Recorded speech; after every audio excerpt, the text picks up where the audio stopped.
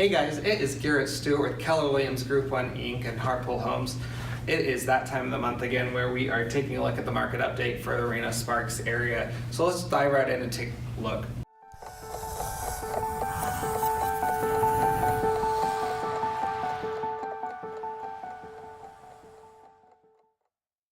We're going to jump right into home prices and look at that. And as you can see, we've been trending upward for the last few months, we're kind of evening out a little bit. It looked like, well, we finally dropped from $389,000 to $372,500, and that is a 4.2% drop in 1 month. While it's not the biggest drop we've had in the market in the last few years, it is one of the bigger ones. So definitely something a little bit surprising, but it is not an indicator of anything dramatic.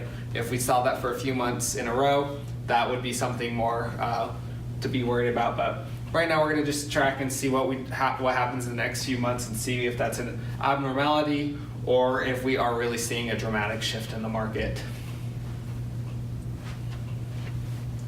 Average days to contract. This is average days from going on the market to getting an accepted offer. Went up a few days. Nothing too dramatic though. Active inventory. So, active inventory's been going upward since the beginning of the year, so that's been good. And we did go up a bunch more for the month of August, but sales did dip down a little bit compared to it. So you see the black line has been the history for the last couple of years, and for the last month, inventory went up, but sales did go down. And that's a lot of what we're likely seeing, an indicator of why the median home price did go down. So what does that mean for the months of inventory? Well, it means that it's going up again. So we did go up from 2 months of inventory to 2.3. Again, we're shooting for a 5 to 6 months to get more of a balanced market. Once it gets over 6, it's more of a buyer's market. So right now it's still indicative of a seller's market, but we are trending upward, which is great news for everyone to make sure that we keep a balanced market. I always make sure to take a look at what's happening in the market nationally, and as you can see, this does lag a little bit by 1 month, but we're looking at July, and July stayed the same at 4.3 months of inventory for the national market.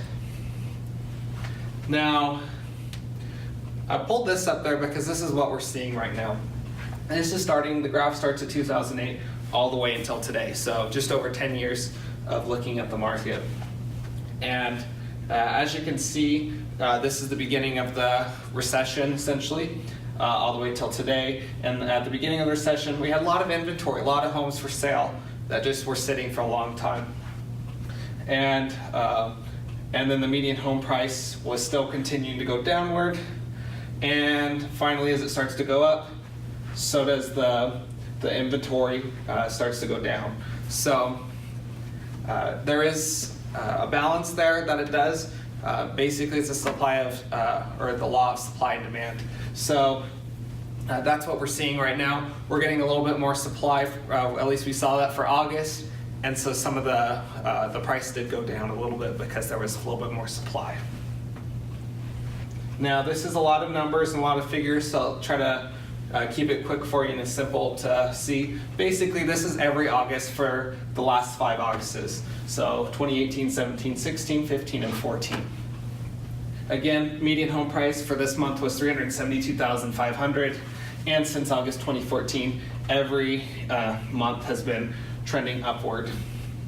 So August 2014, we were down at $250,000 median home price. Units sold, again, units sold did drop for the month, and looking at that compared to 2017, we had 703 sales for that month versus 542. So that's a 22.9% drop, so almost 23% drop in units year over year. Compared to the previous 2 years was a double-digit increase. So that was a little bit surprising, and that's actually the biggest jump on percentage out of all the percentages on the board. So very interesting there to see the units sold drop so much. But we haven't seen that 500 figure since 2015. So it's been 3 years since we've seen sold that low. Now looking at new listings, we had new listings go up. And so again, it's the law of supply demand. More listings are going on the market, there are less sold.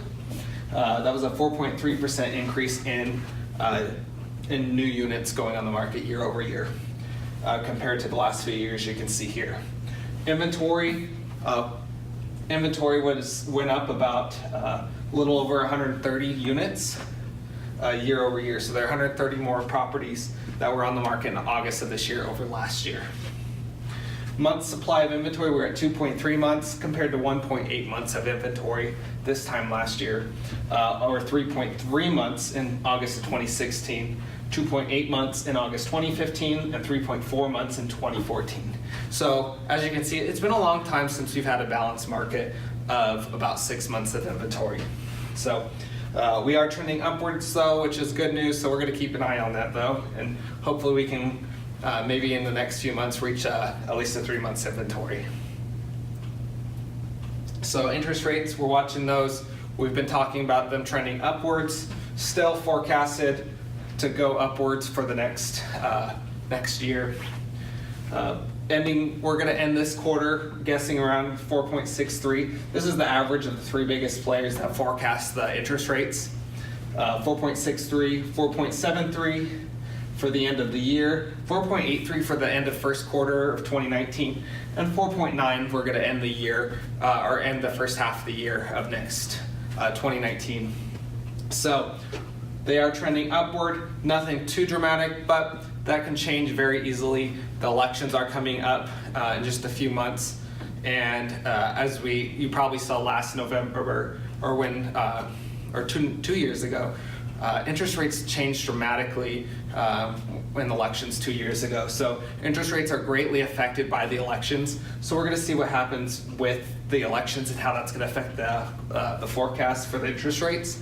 But right now, regardless, they are still trending upwards, and that does matter to buyers and sellers out there, because buyers, you're not going to want to pay a higher interest rate because that's just a higher payment for your mortgage. And sellers, most likely you are going to be purchasing another home out there, and you're going to want the same thing. Also, your buyer pool is going to be decreasing when your buyers are having a lower buying power because they're paying a higher interest rate. So it is very important. It's actually a double negative for you when the interest rates go up. So if you are looking to sell, now is most likely the best time for you to be able to get into a new home, whether you're selling or buying. So I'll jump to the next slide here. And again, my name is Garrett Stewart with Keller Williams, Group 1 Inc. here in Reno, Nevada, and I'm with Harpole Homes. If you have any questions, feel free to email me, call me, text me. I'm going to put my info right here at the bottom of your screen. Just reach out. You can call, text, or email at any time. I love suggestions, comments, anything you have that can help make these videos better. I always love to hear feedback. So I'd love to hear from you guys. Feel free to reach out at any time. You guys have a great rest of your September.